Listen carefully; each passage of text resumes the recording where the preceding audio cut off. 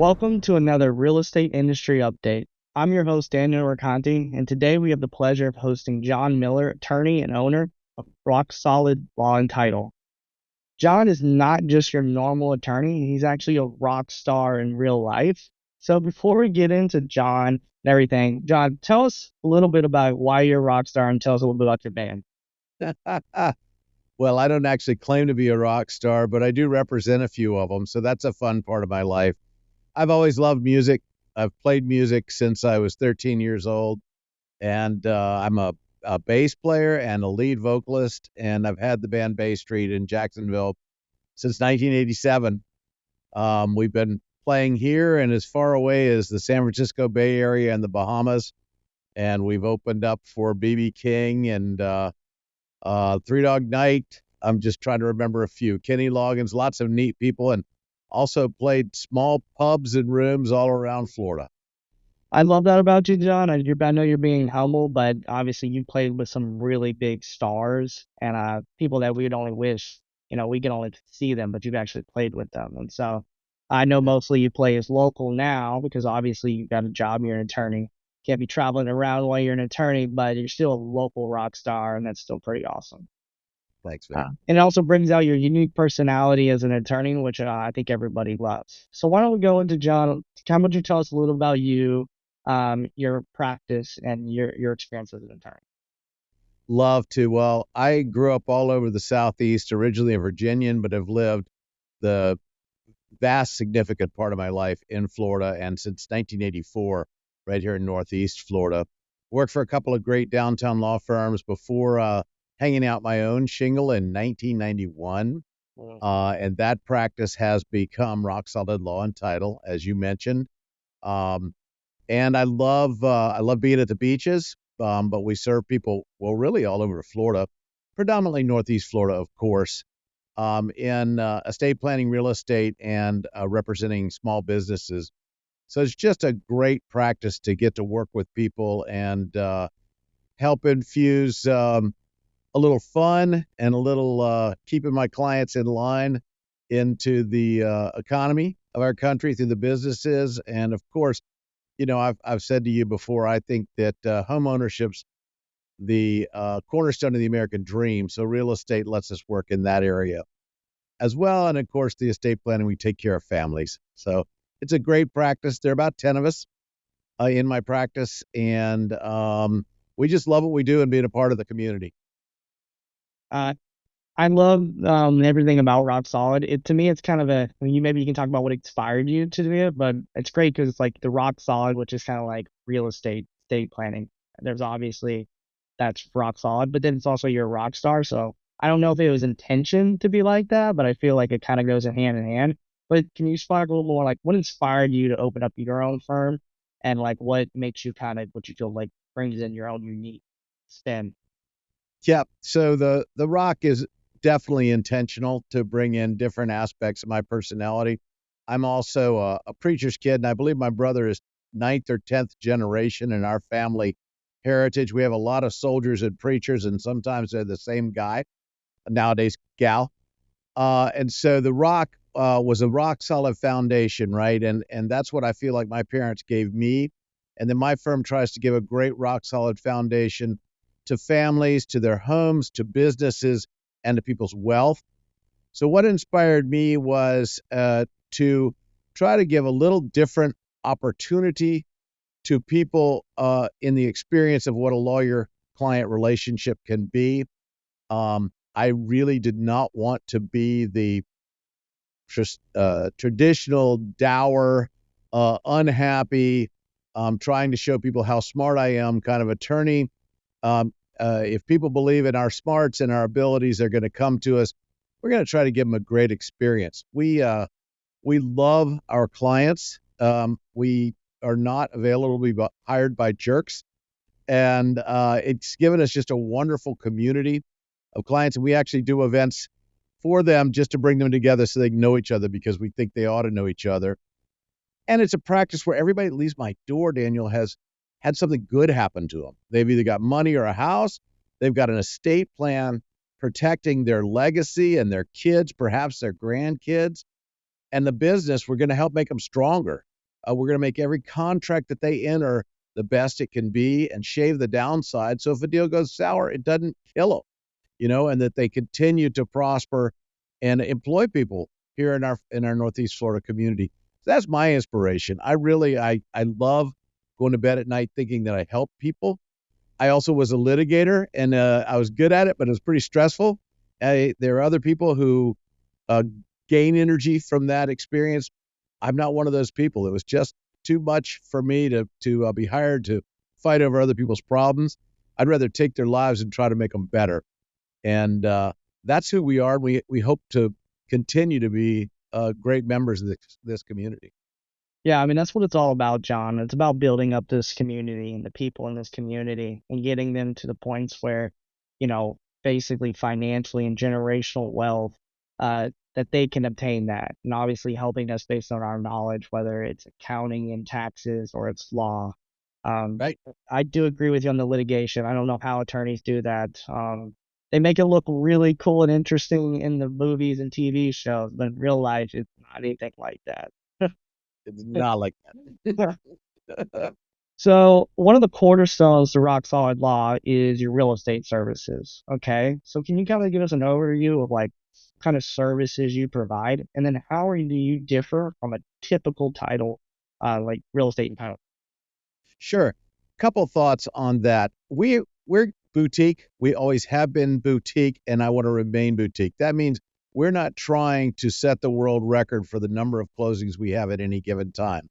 We're a small team. We pay attention to every file. We know what's going on every file, and we try to make customer service the cornerstone of what we do. So that's the base level. So let me just say that the other base level is it's got to be excellent. If we're not doing excellent work, we're not meeting the expectation of our clients and our referral sources. On the real estate side, those referral sources are often realtors, listing agents. So they have expectations of us, and we want to meet those, all while having a good time. Before the pandemic, we would have a champagne celebration at the end of a closing. That's when everybody was back in the days when everybody's in the same room signing documents, and we could celebrate somebody getting keys, somebody getting money, and life was good. So the thing that we really like to hold ourselves out as different is having an attorney involved in every file, and often, and especially if the parties want it, at the closing table. The difference between a title operation that's part of a law firm and many of the title companies is that while they may learn to connect the dots, what to do, they don't always know why. And for those of us that have been in the real estate field of law for, in my case, since the 80s, um, we've seen these issues that arise in title, and we're able to solve them before we ever get to the table. And we understand the legal real property issues of the law and make sure that the buyer gets fee simple title, and which means full ownership of whatever it is they've just bought, and that if they borrow money, the lender gets the proper lien against the property so that they pay it back through the mortgage. Yeah, I mean, obviously that's great, all the services you provide, and it's very much needed. I think a lot of people don't realize how complex a real estate transaction can be and how many different levels there are to it. And there's a different quality. And you don't know if you try to do it the cheapest way possible, doing everything, you might be making a mistake on the other end. It might be years down the road, especially when you're talking about title, obviously. And so you want to make sure you do it right so you have no issues you have to deal with. So why don't you walk us through the typical steps involved in kind of a real estate transaction? Point of this video is to be somewhat educational for our clients and listeners. So someone who wants to basically use your real estate services for closing and everything, what's the typical steps for that? Absolutely love to. And you made a great comment there. You know, People think that using a law firm is more expensive than using a title company. And I have to say the title companies have marketed that very well. It's just not true. We know what they charge, and we're right in line with them. Why? Because, competition. We have to stay in the same game. Capitalism requires us to uh, to be in the ballpark with them. So you're really not saving money going with the title company, although people think they do. The perfect closing where there's easy title and nothing could possibly go wrong. Those exist few and far between, right? And those are perfect for somebody that doesn't really know what they're doing. But in almost every transaction, something comes up that needs to be resolved. And having a lawyer on your side can get that resolved smoothly and still get you to the closing table on time. So typically what happens, and I'm going to take a residential transaction. We do commercial as well. In either transaction, the parties are going to come typically to an agreement and enter into a contract. Now, are there times when we're brought in to help draft or negotiate that contract? Sure. But you ask typically if they're using, and now the FAR contract, right? We're not using the NEFAR contract for those realtors out there anymore, gets sent in to us and we will open a file. We will order title. What that means is that we have an arrangement with a title underwriter and that they will go and research the title to this property. And you'd be surprised at the things that are found out there. Sometimes there are liens, almost many times there's a mortgage. But there may be liens for failure to cut grass. There may be homeowner association liens. Somebody may have died along the way, and a proper probate has to be done to get that title into the seller so they can sell it, right? So there's all sorts of ways that title may need to be cleaned up. And, of course, the buyer, they don't know the seller. So they want to know if there's anything out there that they might be assuming if they take this property without having it checked out. Now, it's our task to clear up all the issues or get with the parties and help them to clear up whatever issues are on title. So ultimately, a title insurance policy can be issued so that the buyer absolutely knows that they have good title. Once title's back and the parties have taken care of whatever needs to be done, sometimes there's inspections. Of course, there's the loan process when a mortgage, as is often the case, is involved. Once the lender tells us they're ready to go ahead, we're going to start pulling together and communicating. Well, we've already been communicating with the parties, but the realtors and the parties, scheduling a time when both we and the lender think that all documents can be ready. And then we're going to get that thing to the table, which is sometimes figurative these days, and get all of the documents executed properly. For anybody out there that's been through one of these, that can be a large volume of documents, all of which require to be done just right, all the signatures in the right places, all the witnesses in the right places, all the notaries in the right places, and all the documents completed. A document can fail for failure to fill in the date, for instance. So you want to have somebody working on that you have full faith and confidence is going to get all those documents correct. Are we perfect? No, nobody is.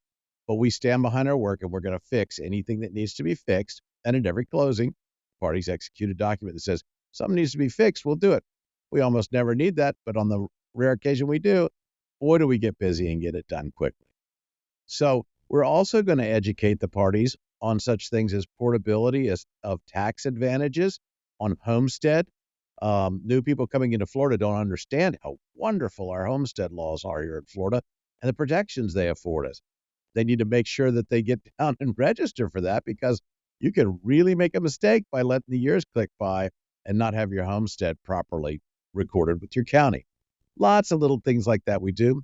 Then we're going to button it all up at the end, put it in a nice package and give it to the client, send everything to the title company, and ultimately the title insurance policy comes, the deed is recorded, and those documents get sent to the parties as well.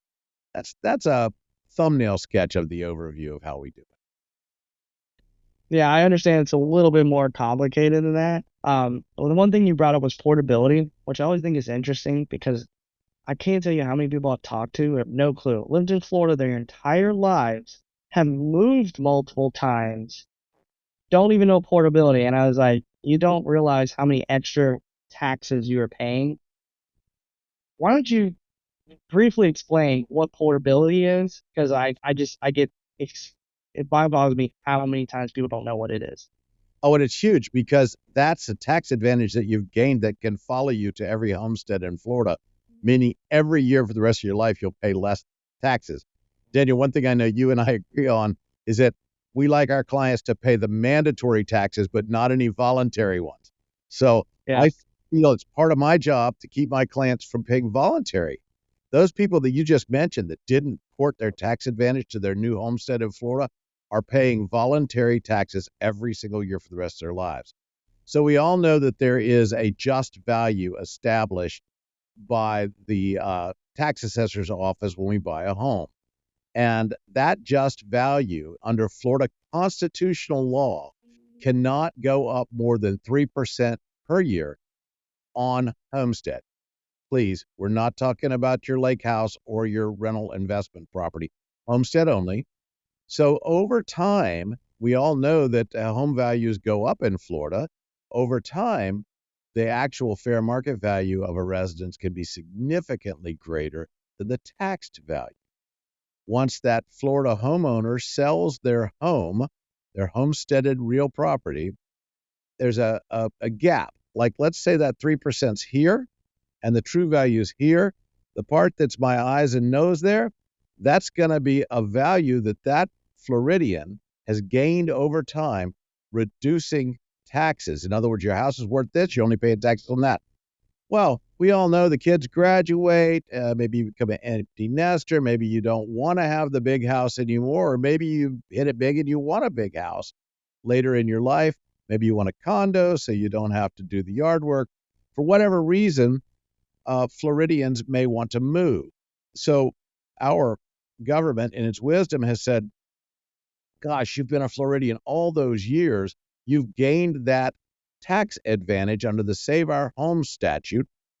We're going to move that to your next house. So if you buy a bigger house up to $500,000, you can port that tax value that I just described to you from one to the next. Homestead in Florida. Can't move to North Carolina. Has to be homestead in Florida. If it's a downsize, the formula is a little bit more difficult. We actually put a calculator on our website so people could figure it out. But you get a percentage if you're downsizing of that advantage you gain. And forever, for as long as you own that home, you will have your taxes reduced by that amount that you've ported from your previous one. All you got to do, you've got 3 years to do it. You've got to sign up for it though, and you can do it online nowadays. That's the big thing is it's educating this process like I go through and like the portability is only for primary residence, so we're not talking about investment properties, the second tier, which would be a lot of, our clientele that's listening here. But most of my clients live in Florida. You're going to have a primary residence. So if you're moving in Florida, so Florida to Florida, your primary residence, make sure you understand at least, hey, there's something called portability. I need to look into it. But those savings, that property tax savings, you can transfer it. And if I remember correctly, John can remind me if I'm not, you have 2 years to do it. Okay. It was 2 years originally. They've changed it to 3, Okay. but the clock starts on the January 1st of the year in which you sell your residence. If you sell it on January 2nd, or if you sell it on December 27th, it still starts on the 1st. That's why they added the 1st of January. That's why they added that extra year, because it was a little bit extreme for some people. Might also add that you can do this an unlimited number of times as long as you're moving to a new homestead in Florida. You could, for instance, own a lake house and live in Jacksonville and decide, we got to make the lake house our primary residence and port that way too. So it could be a property you already own. It doesn't have to be a new purchase. Yeah. So you want to make sure you're doing this because obviously house values have gone up dramatically over the last several years. And so you probably don't realize like how much tax savings, property tax savings you have in your primary residence. And so when you buy that next house, now you're like, oh, well, I'm buying the high elevated price now. So now, of course, it's going to get slapped a higher price for property taxes. But you want to move that affordability that you would have got that got limited to that 3% into your new home. And then you don't realize like how many thousands of dollars in property tax you're saving a year that you could be missing out and paying just because you didn't fill out a little form you had to submit with your county. Absolutely. So it's important to be educated in these things and not just here's your closing and let's move on. So I'm glad we brought up that really quickly. That was a little off topic, but I just it's been coming up to me a lot recently. Other thing I want to get into, you kind of talked already a lot about title.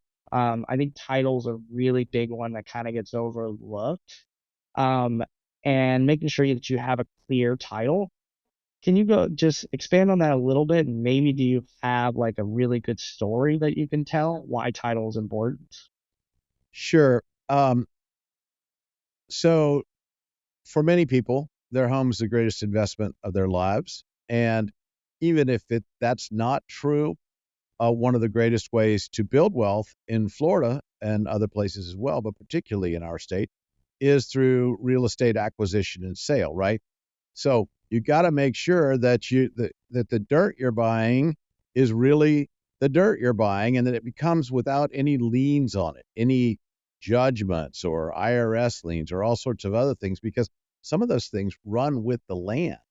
Well, the buyer doesn't want to take the risk of having to pay for something that the seller had actually done.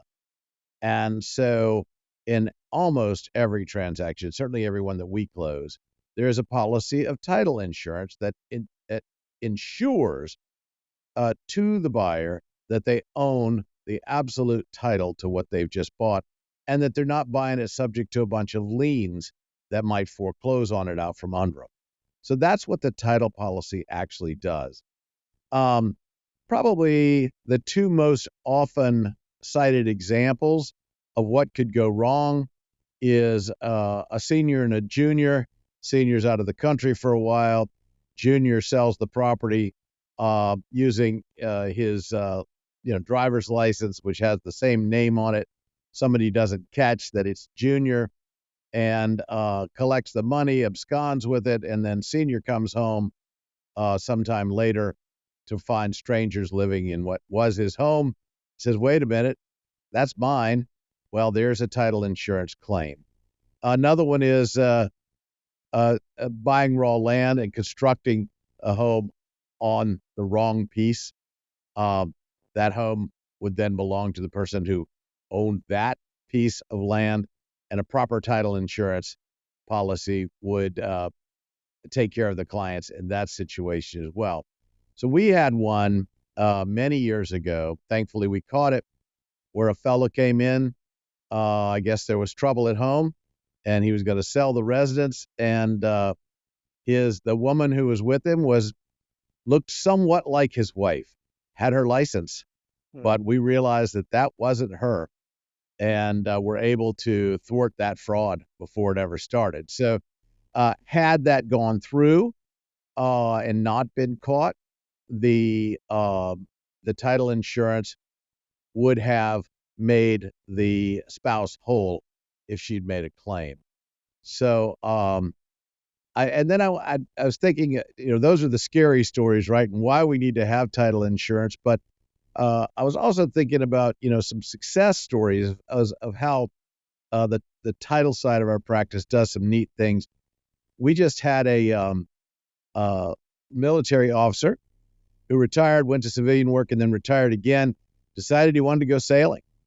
So he sold his house, and everything got pushed back to the last minute. Well, they were actually down in the Virgin Islands, ready to hand over the money to buy their new catamaran, inter island sailing catamaran. And we were able to clear a lane, get that thing to closing, and wire the funds to them. Literally, I just picture him standing on the dock when the wire came through so he could transfer it to a seller and sail away. Uh, Thankfully, that was a month or so ago, so they ought to be well out of the way of the coming Burl, the hurricane.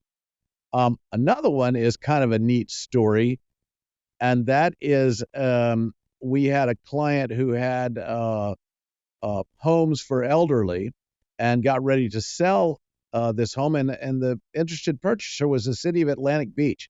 This just happened not too long ago. They're going to turn it into a community center, which is kind of cool and for everybody. Well, we got ready to sell it, and when we ran the title, the transaction before us had been done between friends, and there was no title insurance. It turned out that a portion of that property had not actually been transferred. So we had to find the heirs of the now deceased seller of the previous transaction, who happened to reside in England. And fortunately, the sole heir, as good luck would have it, we only had to get one signature, was willing to transfer that little wedge of property so that the city could acquire its community center for its citizens. So sometimes it takes the extra mile. Um, but once that community center opens, I think I'm going to have to visit it and feel good about helping them get their doors open on that one. Yeah, that seems like a lot of work. I mean, that's the big thing with title and like why title insurance is so important. Yes, most likely there'll never be an issue, but when there is an issue, it's always a big deal. It's always complex. Also, Yeah, another reason why I always highly prefer attorneys when it comes to closing real estate closings, because look, the same service can be provided by non-attorneys. It's the difference is when there's a problem. When there's a problem, attorneys make the difference, and you never know what transaction will have a problem. You can go 20 transactions in a row and have zero problems, and then the 21st one comes around and you have an absolute terrible problem. It's just, and it could be on your first deal, it could be on your 21st deal. You never know. It will happen at some point. You want to make sure that you have the right people on your team when it does happen. So we talked a little bit about your practice, but I'd also like to get kind of you and your opinion on the current state of real estate. Everyone obviously has pretty different opinions coming yeah. up with the pandemic and high interest rates. But can you talk a little about what's your opinion on the current real estate and how this is affecting your clientele? Sure. Well, everybody knows interest rates are up right now, and none of us have a crystal ball. But I my I thought this summer would be a little more active than it is, although our practice is better than it has been for probably the last 18 months, which means what we're experiencing is a more active market. What I've found, Daniel, is the high end market has stayed consistent. You know, I like to say we live in paradise. I love where I live, and I'm gonna finish my practice here and probably my days as well. And I think that one thing the pandemic did was identify our little corner of the world for a lot of folks that wanted to come share in this great life we have down here. I'm partial to the beaches. Um, and therefore, our real estate prices rose, and rose. Now, I do think everybody knows we're past the point where it's a total seller's market, and the people that held out a little too long are holding their properties longer and not getting the prices they want. We're no longer seeing the multiple bid, the backup bid, the near auction bidding wars to get properties. But good pieces of real property in Northeast Florida are still selling. It's just taking longer for them to absorb. I've been guessing that with an election looming, interest rates may settle a little. I think historically that tends to happen right before an election, regardless of which side's in and which side's out. Haven't seen it happen yet, but I do think that when rates adjust a little bit downward, we'll see even more activity in our market. We're healthy on that side. Was last year great there? No. 2023 was not a good year, but 2024 seems to be rebounding slow and steady, which as a long-term Northeast Floridian, that's the way I like to see it. Slow and steady growth is the best way for it to go. I think that's just the case here in Florida. It's like we're almost immune to the real estate market. It's very geographical, but I feel like Florida, even during the bad times, like a lot of people had a really bad 2023 year, and in Florida, I was like, man, it really wasn't that bad. Yeah. Uh, and like you said, there's an increase this year, election year, so who knows what will happen there. But the moment interest rates start to drop, I expect the real estate market to have another little bit of a boost. It could be at the end of this year, it could be a couple of years away, who knows? But that's coming at some point in our future. And so I think as long as you're in Florida, real estate, you're going to be just I think so too. right. Thanks for tuning in to part one of our two-part episode. Stay tuned for our next one where we'll talk more with John about estate. To learn more about James Moore & Company's real estate accounting and business solutions, go to jmco.com. And don't forget to subscribe to our Real Estate Industry Update series to receive updates when new videos are released. If you'd like to be a guest, or if there's a topic you'd like to see covered on a future episode, contact us through our website or email us at info@jmco.com. You can also follow us on social media for more news as the landscape of real estate continues to rapidly evolve.